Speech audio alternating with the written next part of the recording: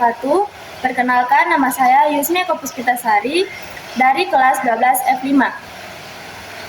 Berdasarkan hasil minat saya, profesi pilihan saya yaitu dokter.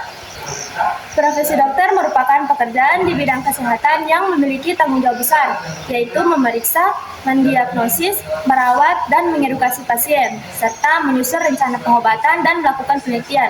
Untuk menjadi seorang dokter, seseorang harus melalui proses pendidikan panjang, dimulai dari lolos seleksi masuk Fakultas Kedokteran, menempuh pendidikan sarjana kedokteran, mengikuti program profesi dokter, menjalani ujian kompetensi, mengambil sumpah dokter, dan melaksanakan program internship sebelum akhirnya dapat bekerja sebagai dokter umum. Setelah itu, dokter dapat melanjutkan pendidikan spesialis atau subspesialis dan terus memperbarui izin praktek serta mengikuti pelatihan profesional berkelanjutan. Dalam menjalankan profesinya, dokter harus memiliki berbagai keterampilan penting seperti kemampuan teknik medis, komunikasi yang baik, berpikir kritis, keterampilan interpersonal, dan kemampuan menganalisis serta menangani masalah secara teliti.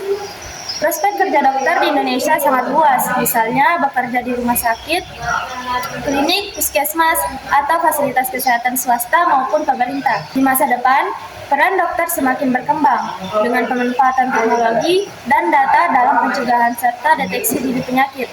Berdasarkan insight dari video dokter profesional yaitu Dr. Gunawan, menjadi dokter bukan hanya soal ilmu, tetapi juga memerlukan hati, empati, dan keikhlasan untuk membantu orang lain tanpa memandang status. Tips penting untuk calon dokter adalah melatih empati sejak dini, belajar dengan serius, dan tetap profesional. Profesi ini juga memiliki tantangan besar seperti beban pelajar yang berat, jadwal padat, tekanan mental tinggi, biaya pendidikan yang mahal, serta tanggung jawab yang besar terhadap keselamatan pasien. Mengapa profesi ini penting? Karena dokter berperan langsung dalam menjaga kesehatan dan keselamatan manusia. Dokter membantu mencegah, mendiagnosis, dan mengobati penyakit sehingga kualitas hidup masyarakat meningkat. Tanpa dokter, banyak penyakit tidak akan tertangani dengan baik dan angka kematian akan meningkat.